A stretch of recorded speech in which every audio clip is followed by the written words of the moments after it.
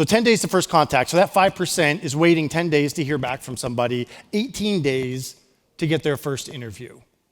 Okay, so that is that small little pie piece is waiting 18 days before they hear from anybody or get to talk to anybody at the business, if they're lucky enough to be in that pie piece. So how are we selecting this population? What happens to the rest of the population? Like, this is where we're primarily focused humanly. And we talked about this a lot this morning as practitioners and as technology providers. This is, generally speaking, what a lot of the AI is doing, the table stakes stuff, right, from an AI perspective.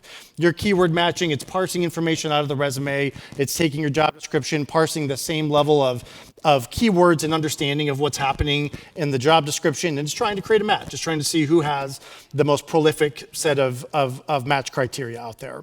And this is, while effective in terms of some prioritization of where you should be spending time as practitioners, it's not going to give you a lot of confidence in terms of, am I really speaking with the best 5% out of my applicant pool, right? So if you upgrade this, now you're starting to look at, how do I get more of an X-ray view of my applicant pool, right? So this is how many of the sourcing tech providers, a lot of the vendors, ourselves included, are trying to add value to what you might be able to get at face value, the ones and zeros on a resume, right? So how do you go deeper? How do you go beyond what you can read in black and white?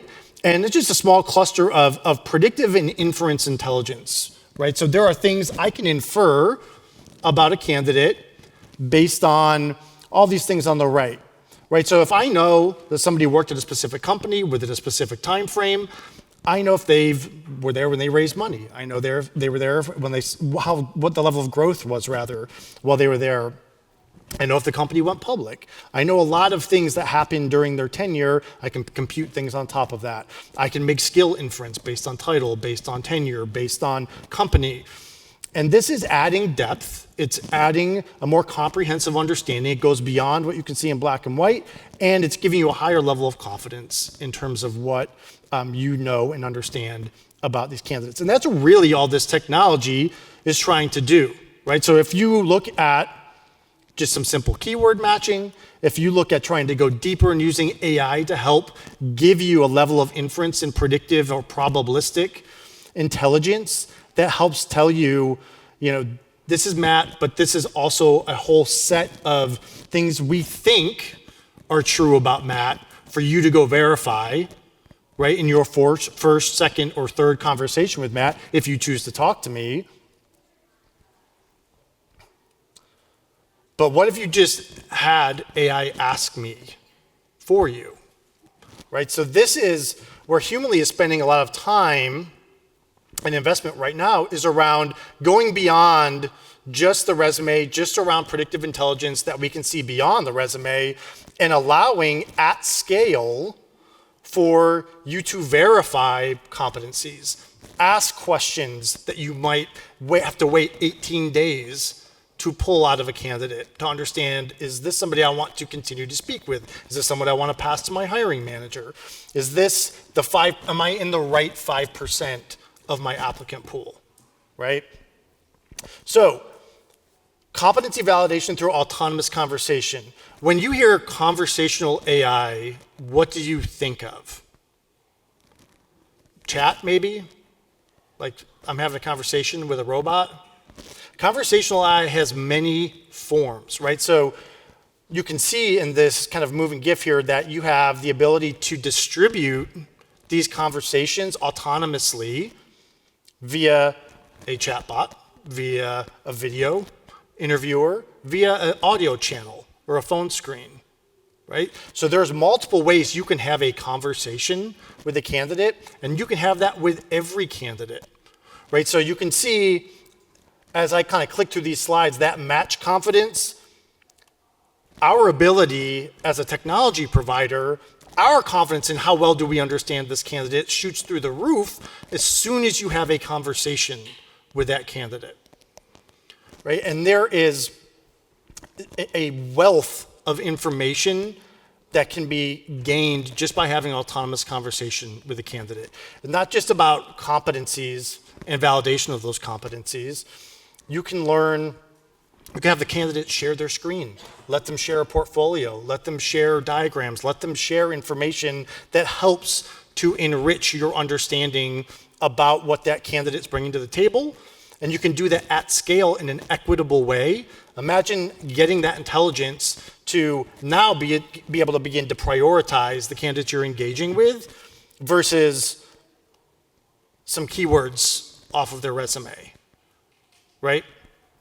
And there's a lot of trepidation around, well, will a candidate speak with an AI, a bot, or an avatar of an AI?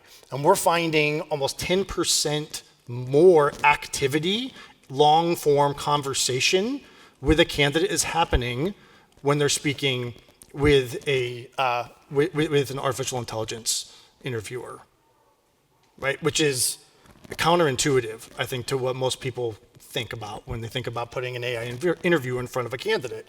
So you're getting more information. We're able to distill that information into a broader spectrum of intelligence and understanding of these candidates. We're able to verify and evaluate them with your own criteria, with your own questions, with your own kind of, requirements for the job, and verify much of this beyond what you're going to see in a resume, right? And you can do it at scale. If I can book an interview with a recruiter or an AI interviewer immediately as a candidate, take it on my own time in after hours or on a weekend or when I'm not working, I'm absolutely going to jump at the ability to do that. So it gives you the freedom and flexibility as a candidate to be able to engage and derive more intelligence from those conversations. So we call this progressive learning at Humanly, which is probably a common sense set of terms to put together. But what this, again, allows you to do as a practitioner is allow the ability for the candidate to have next steps within minutes, right? So rather than go into a queue for a human to evaluate and take those 18 days to actually get on the phone with somebody, I can ascertain this intelligence in real time. Right? Maybe it's part of my application process. Maybe there's a gating item that allows me to either book time with the AI interviewer, or there's a scoring threshold that must be met about that resume before I pass them to an AI interviewer. But it gives me the ability to interview everybody, to get this intelligence and this evaluation from everyone. 4 in 5 candidates choose AI when giving the option, citing convenience. 70% of them rate their AI interviews as positive, which is roughly a 50% mark for human interviews.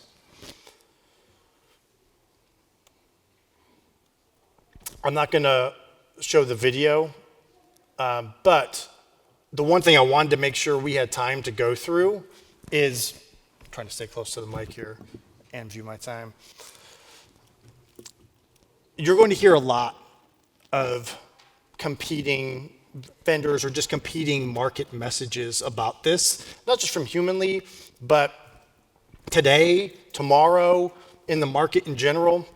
And one of the things, no matter what happens in terms of your evaluation of tools like this, what's super important is your ability to understand what are the outcomes you're looking for, how do I actually purchase AI technology and put it to work for me, and how do I make those decisions more intelligently?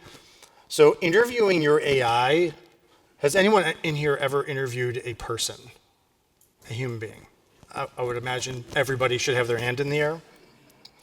So what are some things you would typically try to learn when interviewing a human being? You would want to understand their experience, their training, what their background is. Tell me about your responsibilities. Tell me about, all the credentials that you have. What's your pedigree? Talk to me about all the things that you've done, and tell me about all of the things that are relevant for this job, this position, right? It's not that different to do that when you're assessing AI technology and AI vendors. So if you look at this from an AI perspective, experience and training, what data is your AI trained on? Like if I'm an AI interviewer, do I have any idea how to ask questions about, Dan, I can't remember the example that was in the large session, a medical device product manager in Houston. How do you know how to ask questions about that specific industry, that specific role type, that specific level, that specific location or geography? Right? What's the training that your AI has to be able to be effective? What are the use cases that it's worked on? What are the responsibilities that your AI has? You're interviewing vendors, you're interviewing technology the exact same way you would interview a human, right? Skills, what languages does it speak? You know, if I'm in Canada, do it speak French Canadian? If it's in Latin America, like how does it facilitate conversation when you go beyond your typical North American candidate? What are the references? What other companies are using this technology? What are their use cases, right? Pay and culture. I'm not going to read all of these, but interviewing your AI is the same skill set as interviewing a human, right? So the last thing that I will talk about before opening up for some questions is the one thing we didn't get to. I'm going to back up here just for a second and look at this image. I use like the reference or the analogy of rear view and windshield. Any artifact that you can gather from a candidate during the hiring process is all rear view, right? And what do I mean by rear view? It's all things that have already happened, right? It's in the past.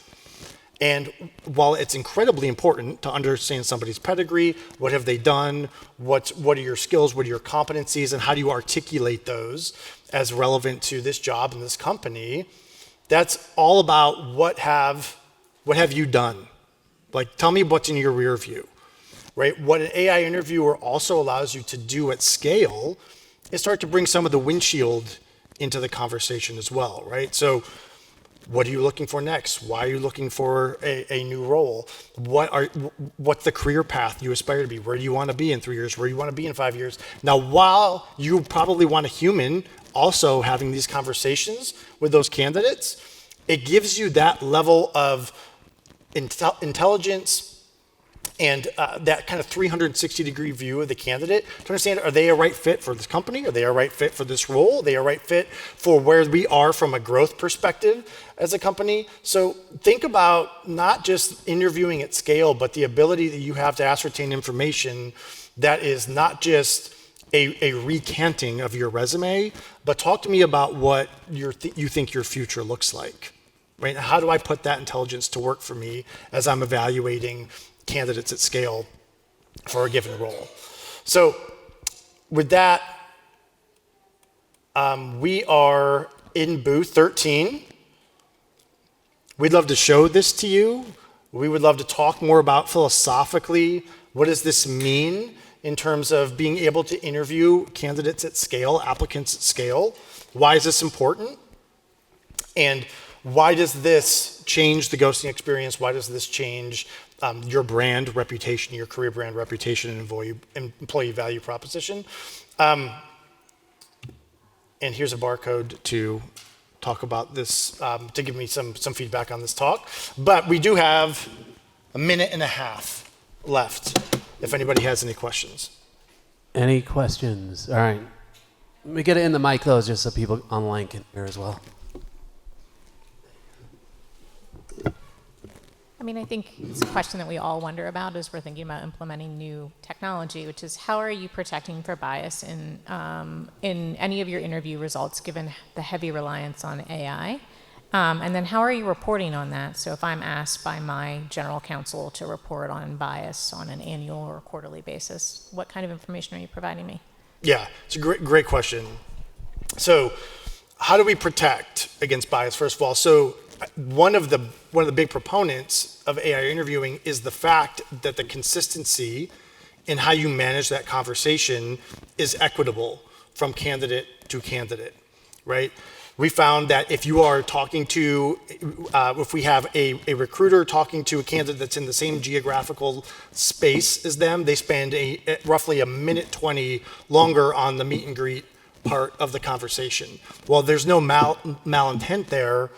That is inherently a bit biased in terms of how that conversation is starting. So what an AI recruiter does so well is it doesn't matter who you are, where you are, and what your background is, that conversation is going to be managed equitably across every single candidate that it's talking to, right? So the biggest things around in terms of auditing, in terms of proof, one, you need to be audited by a third party, right? So if you're buying AI technology from a vendor, that vendor had better be getting a third party looking at the models that is being used to be able to create the results, the evaluation, the rationale, and the scoring that's being returned to you to be able to use at scale to make better decisions as a practitioner. So make sure you are getting readouts from a audit that is a third party evaluating that. So you need to be able to provide that level of transparency when being asked, here's how we're certain that the models themselves are not biased.